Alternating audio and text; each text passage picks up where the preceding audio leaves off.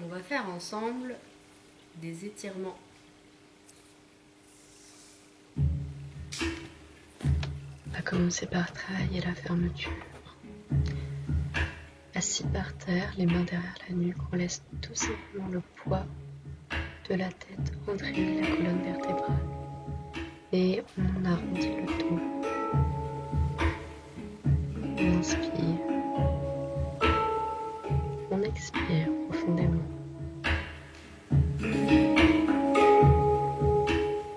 Pour les étirements, on va avoir besoin de calme, d'un endroit où on ne sera pas dérangé.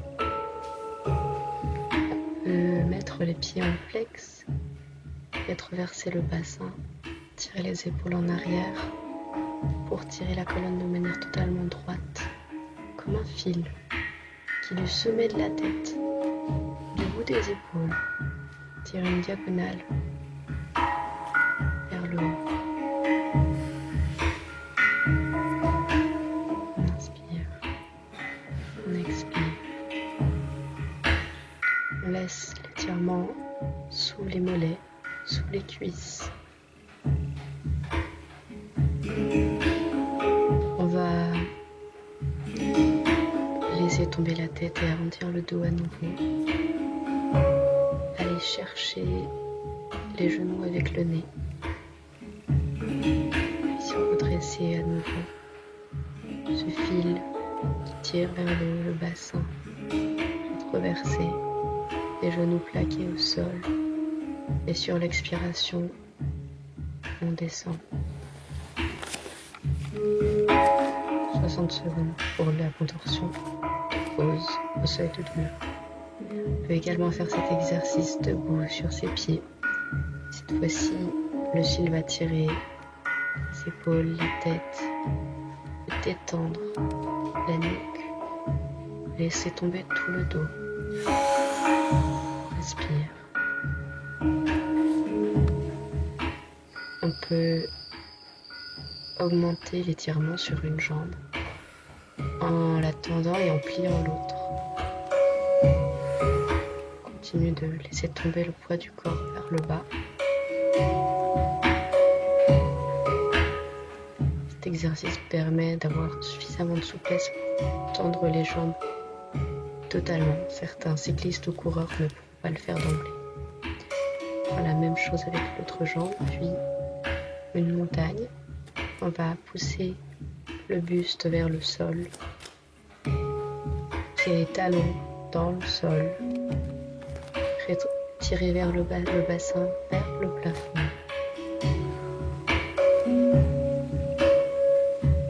Et puis on recommence, les épaules dans le sol, les talons dans le sol, le bassin vers le plafond.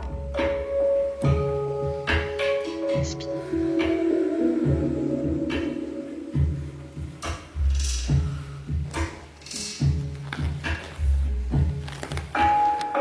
Nous allons faire la charrue. Donc assis par terre, on va faire passer les jambes au-dessus de la tête jusqu'à ce que les pieds touchent le sol de l'autre côté. Puis les genoux vont venir se déposer de part et d'autre du visage. Une position quasi fétale, très confortable. On respire.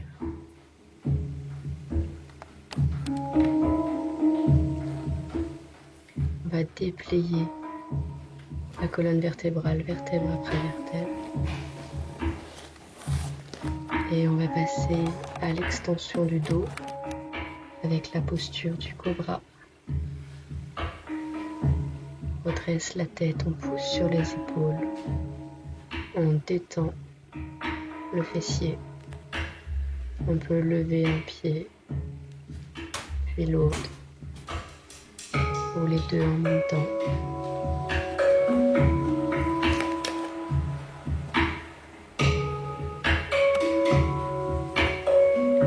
Pour cette extension, on peut également utiliser l'exercice suivant. À plat ventre, on attrape ses chevilles. Et puis, on va pousser dans ses pieds, dans ses mains, jusqu'à créer une sorte de barquette. d'un étirement actif.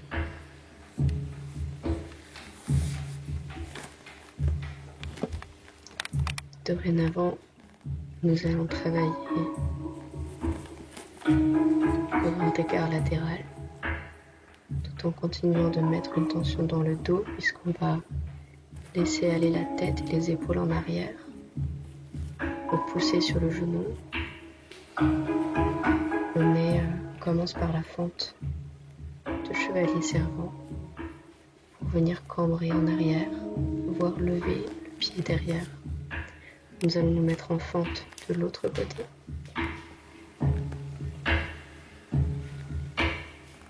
Laissez tomber le bassin, le garder néanmoins dans l'axe, donc perpendiculaire à votre cuisse, puis laissez les épaules et la tête aller en arrière et le pied monter. Laissez cet équilibre encore quelques secondes.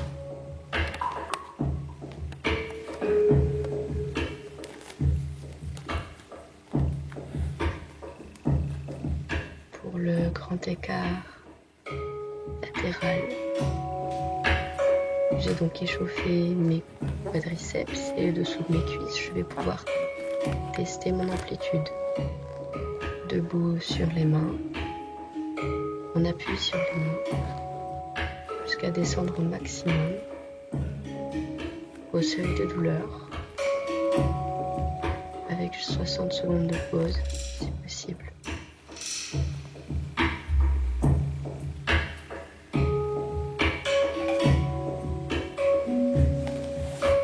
Nous allons faire la même chose sur l'autre côté. Les cuisses, les quadriceps sont échauffés.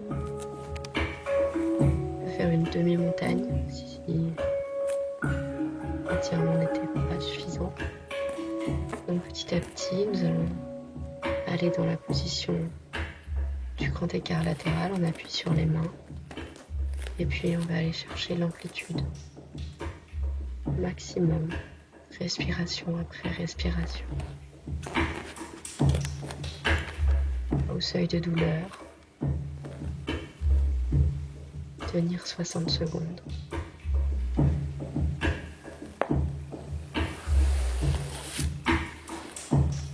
Pour le grand écart facial, nous allons commencer par le mobiliser avec le papillon.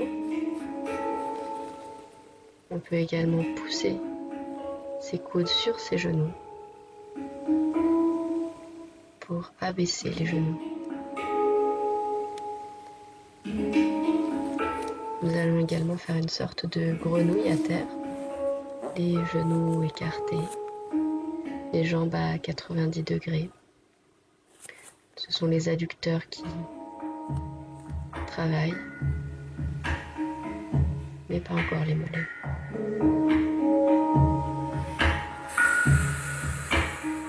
On respire. C'est une position tout à fait reposante qu'on peut faire dans son lit le matin. On va faire l'écrasement facial. Les jambes écartées entre 90 et 100 degrés, le bassin qui va se pencher comme un bol qui va se déverser en avant. Et flex pour tirer un peu plus sur les mollets. Et on va aller tirer les épaules en avant, faire avancer les doigts. Et au seuil de douleur, on restera 60 secondes. On respire. On respire. Si votre souplesse n'a besoin que d'un entretien, vous pouvez squeezer les 60 secondes.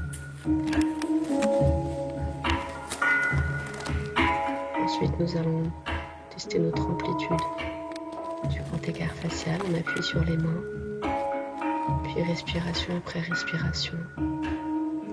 Essayez de descendre petit à petit. Et on respire.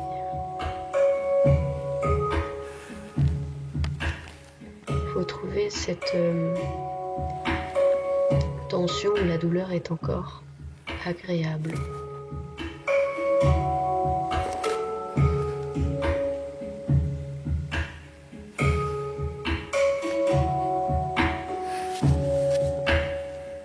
Rien ne vous empêche, en toute prudence, de travailler le plus qu'écart, si vous le désirez.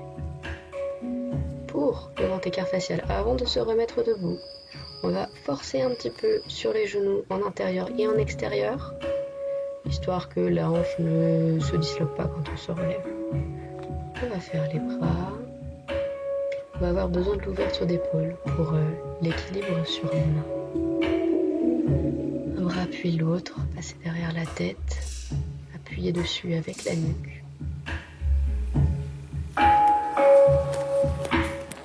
Grâce à cette souplesse d'épaule, on pourra créer une ligne tout à fait droite entre les jambes, le buste et les bras. Si cette souplesse vient à manquer, il faudra apprendre l'équilibre en force. C'est pour ça que c'est important, si tu n'es pas tout à fait assez souple des épaules, de commencer à travailler maintenant. On appuie sur une chaise, un mur, un poteau, qu'importe.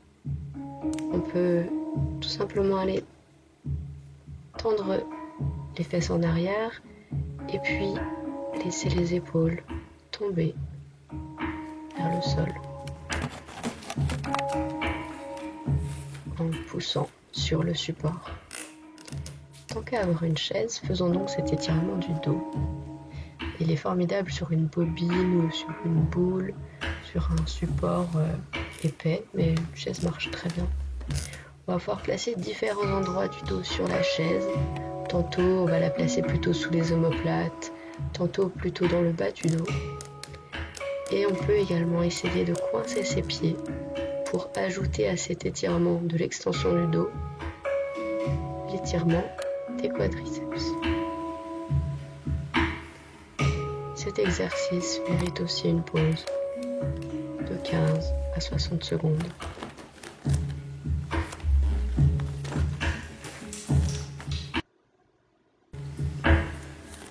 Un tout dernier exercice que j'aimerais vous donner, c'est pour les pointes de pied.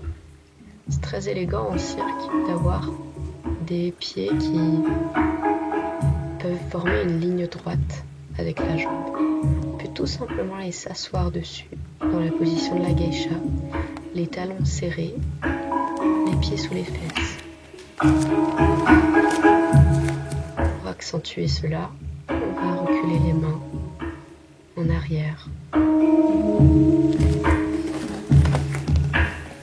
a également les quadriceps qui travaillent. Cette extension du dos qui sera utile pour les souplesses arrière, flip, macaque.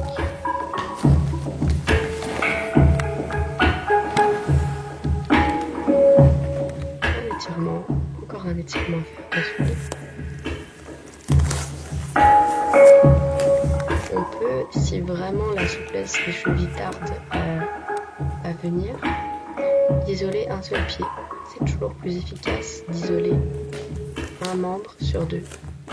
Donc on va aller s'asseoir sur un talon, puis sur l'autre, en gardant le pied bien aligné